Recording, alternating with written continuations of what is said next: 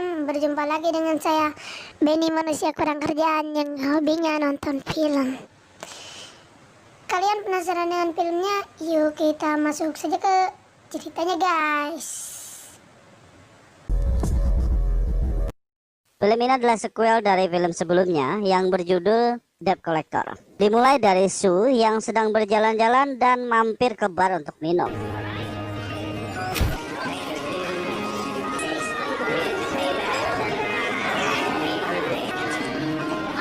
Di sana ia melihat Prince yang sedang makan.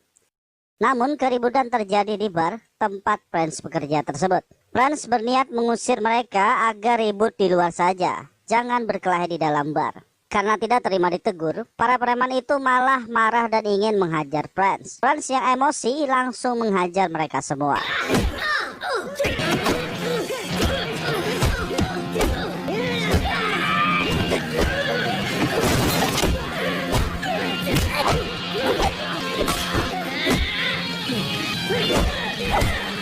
Tetapi setelahnya Prince dipecat karena menghancurkan barang-barang di bar. Setelahnya, Sue mengajak Prince untuk makan bersama. Come on, Frenchie. Flatlined 2 times on that slab. Yeah? Got shot up pretty bad, Frenchie. Sue menanyakan tentang mobil miliknya. Prince mengatakan kalau dia sudah menjualnya seharga $6.000. Sue terkejut karena mobil itu sangat mahal dan ia agak marah kepada Prince. Prince hanya menjawab kalau saat itu ia perlu uang. Di sini Sue kembali mengajak Prince untuk menagih hutang seperti dulu. Prince yang sedikit trauma dengan pertempurannya melawan Barbossa langsung menolaknya. Tapi setelah Sue mengatakan kalau ini pekerjaan terakhir, ditambah juga jumlah bagian mereka sebesar $70.000, Prince langsung berubah pikiran. Mereka lalu pergi menggunakan mobil butut yang dibeli oleh Prince. It's clean, it's quiet. No time for you to change, okay? You look beautiful. Oh, I fucking hate Vegas. Di dalam mobil, Sue menunjukkan daftar penagihan dan di sana hanya ada 3 daftar, tapi dengan jumlah uang yang sangat banyak. Mereka lalu memutuskan untuk pergi ke tempat terjauh lebih dulu untuk menagih, yaitu seorang wanita bernama Mel Race. Namun di tengah perjalanan saat mereka mengisi bensin, Prince melihat kalau ada yang mengikuti mereka dan orang yang mengikutinya itu menggunakan senjata. Prince menceritakan tentang 2 orang yang mengikutinya itu kepada Sue. Namun Sue tidak terlalu menanggapinya. Kembali mereka melanjutkan perjalanan menuju tempat Mel Race. Setelah sampai, mereka memasuki tempat itu. Mereka menunggu beberapa waktu dan Mel Race menemui mereka. The main contender who got knocked out. You know what? Maybe I never will now. Actually, Tommy called. I got it prepared after the phone call. Borrow a large sum of money. Prince langsung meminta uangnya dan Nona Race menyuruh Nona Brit untuk memberikan uangnya kepada Prince. Saat memberikan uang itu, Nona Brit merekam mereka dan memberikan rekaman itu kepada Tommy. Lanjut saat mereka ingin kembali, di perjalanan mereka dihadang oleh anak buah Nona Race karena ingin mengambil kembali uang tersebut. Mau tidak mau, Prince dan Sue menghadapi mereka. Look how he's limp wristing the wrist. Look, girl, it's a fucking monster.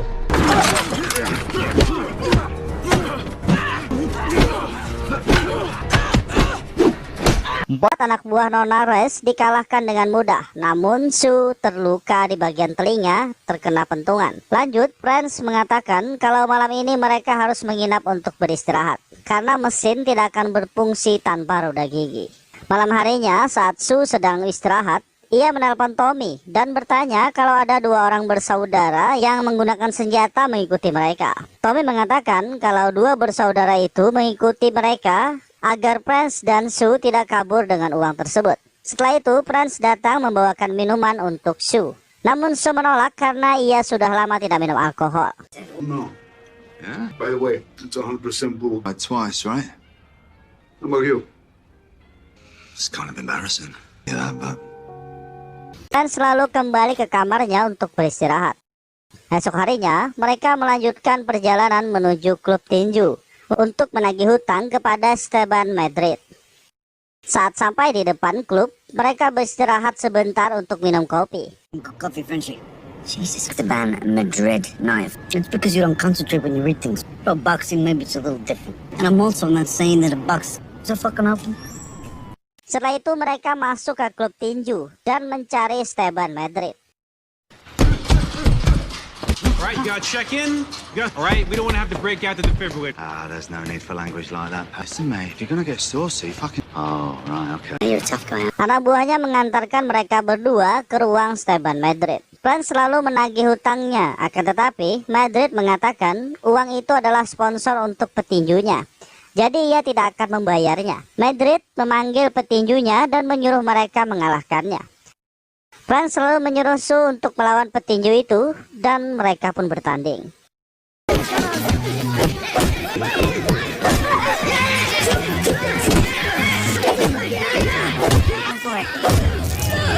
Namun petinju itu bisa mengalahkan Sue dengan mudah. Lanjut, pertandingan itu digantikan oleh Franz. Queensbury rules, right?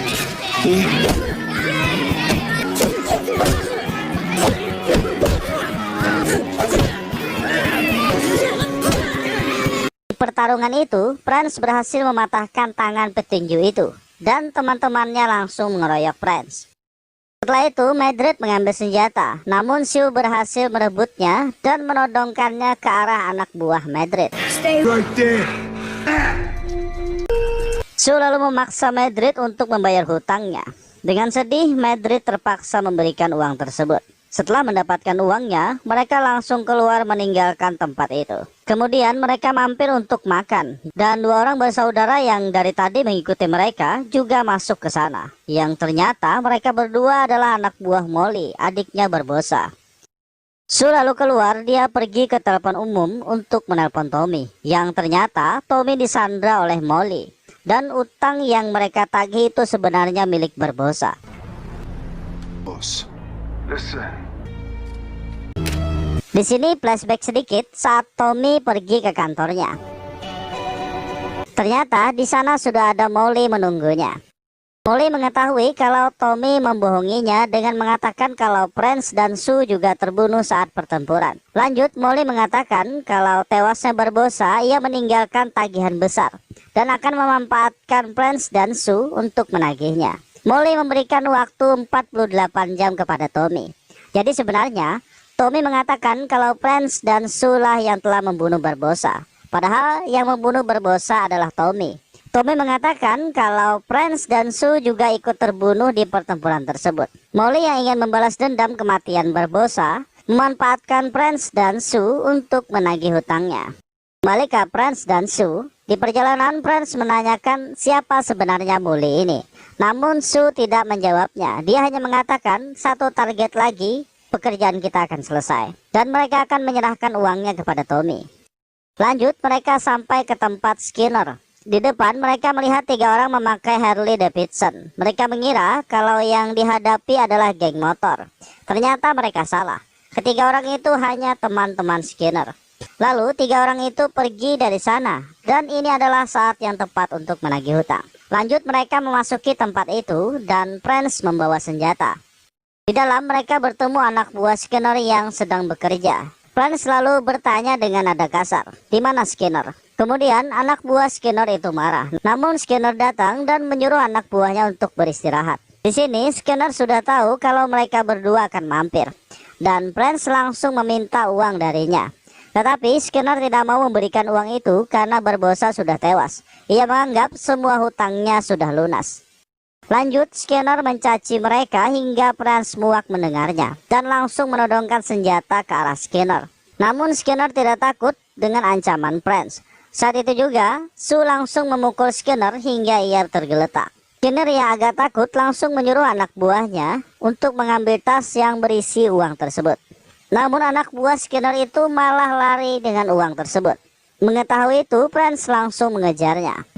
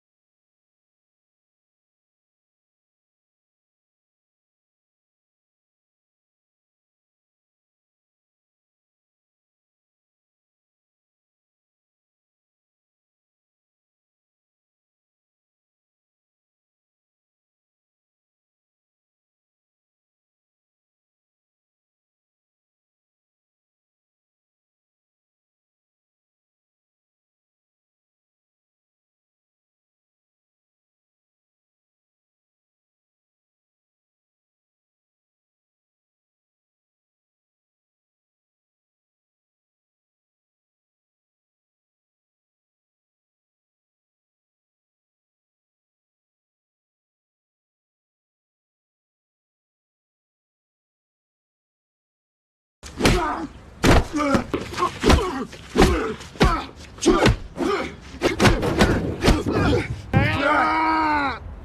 you know how many times I've heard that, Frenchie? Come on, man. Come on. Pertarungan Prince dan Sue masih berlanjut hingga Sue main curang dengan menendang cerutu tangkal milik Prince. Yang dilanjutkan juga dengan Prince memukul cerutu tangkal milik Sue. Mereka pun saling berpelukan karena merasakan kenikmatan tiada tara. Sedangkan anak buah Molly terus memantau Prince dan Sue berkelahi. Kemudian mereka mendapatkan perintah untuk membunuh Prince dan Sue. Untungnya Sue dapat merebut senjata salah satu dari mereka dan menembak mati yang satunya. Prince selalu menyerahkan semua uang itu kepada Sue dan mengatakan, ambil uang itu, tapi kalau kau menyerahkannya, kau akan mati. Prince pergi menggunakan mobil anak buah Molly. Lanjut, Sue langsung menuju tempat Tommy sendirian. Setelah sampai, ia memasuki tempat itu dengan membawa senjata.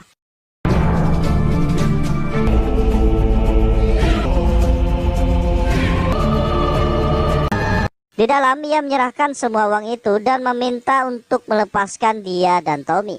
Namun Molly tidak menghiraukannya. Setelah itu Sue menodongkan senjata dan menyandra Pelik. Ia mengancam akan membunuhnya. Namun ketika Sue lengah, Pelik menyetrumnya dengan setruman listrik. Lanjut, Sue dan Tommy diikat. Disinilah Tommy mengatakan yang sebenarnya, kalau ialah orang yang telah membunuh Barbossa karena telah menjebak anak buahnya. Molly yang mendengar itu, ia sangat marah dan menyiksa Sue dengan menyetrumnya. Okay. This is called the Tucker. Lanjut, mereka ingin menyiksa Sue untuk kedua kalinya. Namun Prince beserta anak buah Nona Rice datang membantunya.